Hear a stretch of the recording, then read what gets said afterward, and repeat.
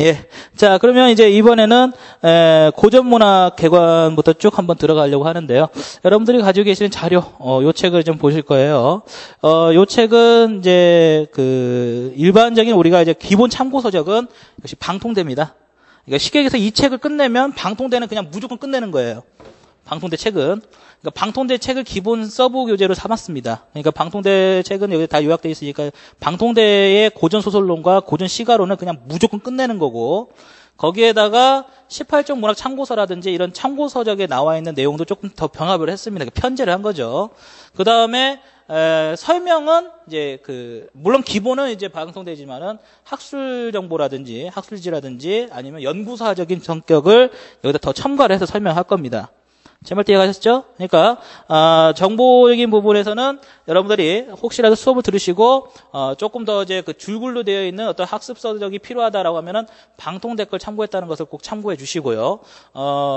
그 밖에 이제 설명하는 과정에서 이해가 잘 안 된다, 아니면 통합되는 과정에서 선생님이 했던 내용이 방통대 교재도 없고 하다 보면 그건 다른 데서 제가 엮어드리는 거니까, 그럴 때는 뭐 질문이라든지 아니면 이제 또 카페를 통해서 글을 남겨주시면 최대한 자세하게 설명해 드리도록 하겠습니다. 이해되셨죠? 자, 그렇게 해서 지금부터는 고전 시가론을 좀 진행을 해보려고 해요. 대충 한 2.5주 정도 시간이 할애가 된다고 생각되는데, 고전 시가부터 해서 고전 소설론까지 정리가 마스터가 끝내야 한다고 생각합니다. 그래서 이 자료를 이제 개발했는데, 이 자료는 이제 보시는 바와 같이 고전 시가론과 고소설론, 그 다음에 이제 고전 문학사 개괄 하고 갈래하고 유형에 대한 설명이 되어 있는데, 여기에다가 여러분들이 카페에 들어가 보시면 카페에 문학 자료실이 있습니다. 문학 자료실이 있는데, 그 문학 자료실에 아마 공개 무료 특강과 관련된 무엇이 있어요? 문학사 자료가 있습니다. 요약 자료. 그게 한국문학 통사를 요약해 놓은 겁니다. 그것도 방통대 어떤 그런 문학사 자료를 좀 바탕으로 한 건데, 그거까지 이제 같이 해서 이렇게 해서 보시면 이제 고전 문학과 관련된 하나의 이제 책이 되겠죠.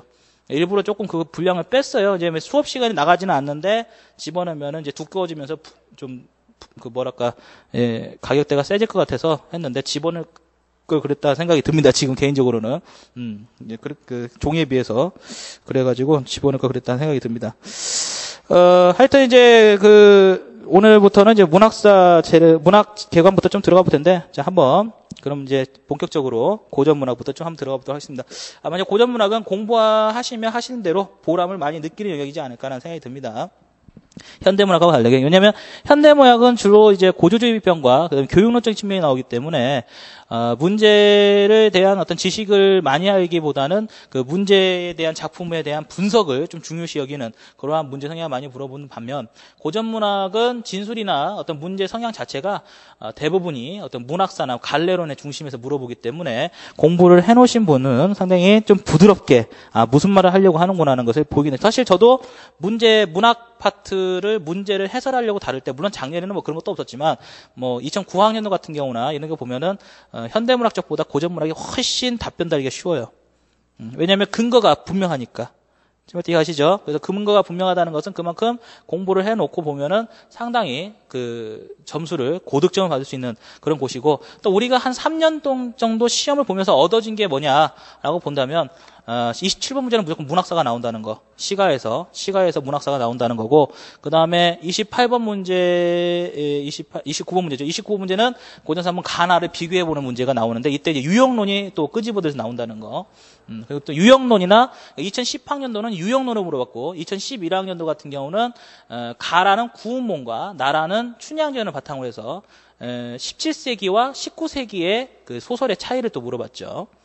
그죠? 영향관계라든지. 그러니까 쉽게 해서 고소설사를 물어봤고. 그러니까 이런 것들을 보면은, 또 결국 항상 이제 26번에서 25번이나 26번은 또 공교롭게 항상 비교 텍스트가 물어보고. 그죠? 비교 텍스트. 그래서 비교 텍스트의 특징은 뭐냐면, 텍스트가 함축되어 있다는 겁니다. 쉽게 얘기해서 교수학습 내용이라고 제시되어 있고, 교수학습 내용과 그 다음에 그 옆에 보충자료라든지 심화자료라고 제시되어 있는 그 작품에 왜 이게 관련이 있는가를 이제 비약적으로 여러분들이 생각해내야 한다는 거죠. 쉽게 얘기해서. 그러니까 이게 어떤 그런 원리나 이런 것을 이해하려면 아까 얘기했던 이제 작품 비평만 같은 것들이 이제 좀 도움이 되시겠죠. 예를 들어서 어떤 이 예를 들어서 주세봉의 오륜가를 예를 들어놓고 주세봉의 오륜가를 예를 들어놓고 이 오륜가의 말하기 방식에서 훈계조의 어떤 그런 위정자의 어떤 가치관을 전달하고 있다. 이렇게 교사학습 내용을 선정해놓고 훈민가, 쉽게 얘기해서 정철의 훈민가를 보충학습으로 제시했을 때 대부분 멋모르는 사람은 같은 연시조이고 훈민가 역시 백성들을 훈도하고 그렇죠? 위정자의 입장인 정철이 전달하니까 이게 맞겠지 싶겠지만 틀렸어요. 틀린 거예요. 왜 틀렸냐? 정철의 훈민가에서의 말하기 방식은 위정자가 백성들을 훈도하는 형태가 아니라 백성 A가 백성 B에게 같이 교감하고 정서 공감적인 어떤 말하기 방식을 취하고 있다는 겁니다. 이런 것들이 이제 뭐예요? 작품 비평적인 성격의 이해가 없으면은 읽어낼 수가 없는 거죠. 그러니까 비해교 텍스트가 어려워질 수가 있는 요소 중에 하나가 바로 이런 점이죠. 이해되시죠? 그래서 결과적으로 여러분들이 어떤 작품에 단순히 정보 전달하는 그런 것들은 나머지 오답에서 만드는 과정에서 이제 만들면 그만이니까 사실은 어떻게 보면은 얼핏 보면은 그러니까 예를 들어서 주세봉의 오륜가라든지 훈민가가 가지고 있는 공통적인 특징이 형식적 자질이나 아니면 어떤 주제적 측면을 가지고 물어본다면 적절한 비교 텍스트지만 전달하는 말하기 방식에서의 비교 텍스트라면 틀리다 이겁니다. 그런 점에서 훈민가를 높이 평가하는 학자들이 분명히 있거든요. 근데 이건 딱 보는 순간, 내는 순간에, 이것은 아마 그걸 내지 않았겠는가라는 것을 생각해내는 사람은 이제 그런 공부를 해본 사람이고, 그런 것을 생각지 못하고 그냥, 이런 거야? 넘어가는 사람은 다행히 그게 그냥 별 의도가 없으면 모를까. 의도가 깔려있는, 내포되어 있는 그런 비교 텍스트였으면 틀릴 수밖에 없다는 겁니다. 제 말 이해가셨죠? 그래서 우리가 지금 이제 이런 작업을 하는 거예요. 가끔씩 이제 우리 문학 교육에 특히 제 문학 지향적인 측면에서 보면은 약간 어렵습니다. 어렵다기보다는 전공적인 부분이 많이 들어가요. 그러니까 여러분들 학부 시절에는 절대적으로 지금 같은 공부를 하시죠. 아닌가요? 학부 시절에 교수님이 무슨 고등학교 애들 거 책 펴놓고 막 그렇게 지도합니까? 아니죠? 여기서 구운몽 한다고 하면 한 학기 동안 구운몽만 하잖아요. 근데 집중적으로 전문적으로 하지 무슨 애들 거 책 보고 그렇게 하진 않는다는 겁니다. 근데 11학년도 기출문제를 보면은 수능 문제예요. 솔직히 말하면. 그러니까 그 정도의 문제 개발 정도로 봐서 우리 문학에서 조금만 하면 되겠다. 그러면 2차 때는 그게 통합니까? 제가 봤을 때 지향적인 부분에서는 우리 쪽 문학에 대한 방향이 틀리지 않다는 생각이 들어요. 그러니까 문학의 공부가 어렵다, 좀 힘들게 한다라고 해서 그것을 이해하기가 힘들다 또는 너무 빠르다라고 해서 그냥 포기하지 마시라는 얘기입니다. 제 말 이해하셨죠? 가끔씩 따라하기가 힘들다. 통합이 너무 빠르다. 어떤 그런 부분이 힘들다라고 하시는데, 그러지 마시고 차라리 좀 참고 조금만 더 끝까지 들으시면, 그게 나중에 여러분들에게 반복적으로 들어가다 보면은 더 잘 이해가 되실 거라는 생각이 듭니다. 이해되셨죠? 제가 생각했을 때 우리 문학 그 방향이 틀리질 않았어요. 틀리지는 않고 항상 그 문제를, 기출문제를 해설해 보면은, 그 범주 안에서 나옵니다.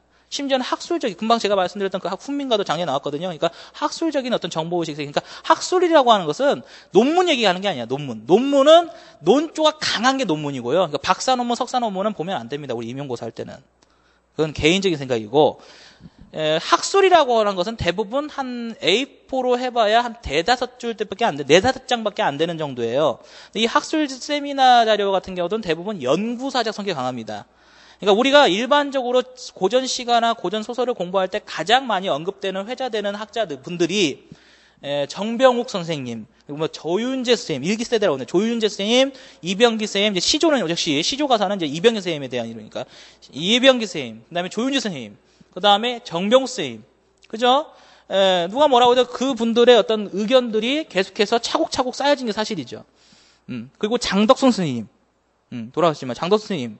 그 다음에 성교옥 선생님, 이런 분들, 그 다음에 김학성 선생님, 박노준 선생님, 이런 분들이 상당히 이제 시가문학이나 이제 소설문학 쪽에, 고전문학 쪽에서 그래도 우리 쪽에서 많이 회자되시는 그 전세대 교수님들 아닙니까? 학자분들 아닙니까? 그러니까 왜 제가 갑자기 이런 얘기를 하냐면 학술지 정도에 나오는 정보들이 대부분 이런 분들이 이미 어느 정도 감상해 놓은 그 비평에 대해서 조금 더 각색을 하거나 가다듬는 수준에서 벗어나지 않았습니다. 다시 말씀드리면은 우리가 흔히 정설이라고 하는 것은 많은 사람들에 대해서 회자되고 보편화되게 받아들여지는 것을 정설로 보거든요. 그러니까 무리수를 두지 않고 대신에 그 정도 깊이까지는 들어간다는 얘기입니다. 근데 그런 것들을 이제 제가 대신 해드리고 있다는 거죠. 여러분들이 하려고 하면 힘드니까. 이해되시죠? 그렇게 생각을 하시고 정보가 좀 낯설다 또는 힘들다 또는 포커스가 좀 지엽적이다 하다고 해서 그 부분을 버리거나 또는 놓치시면 안 돼요. 어떻게 연관되어서 어떻게 연결지어서 나올지 모르는 거니까. 그리고 또 지금 수능문학 특강 진행하고 있죠. 물론 어저께 제가 조금 안 좋아가지고 몸이 그래서 특강을 좀 휴강을 했는데 수능 특강도 하고 있지만 수능 특강 들어보시면 아실 거예요.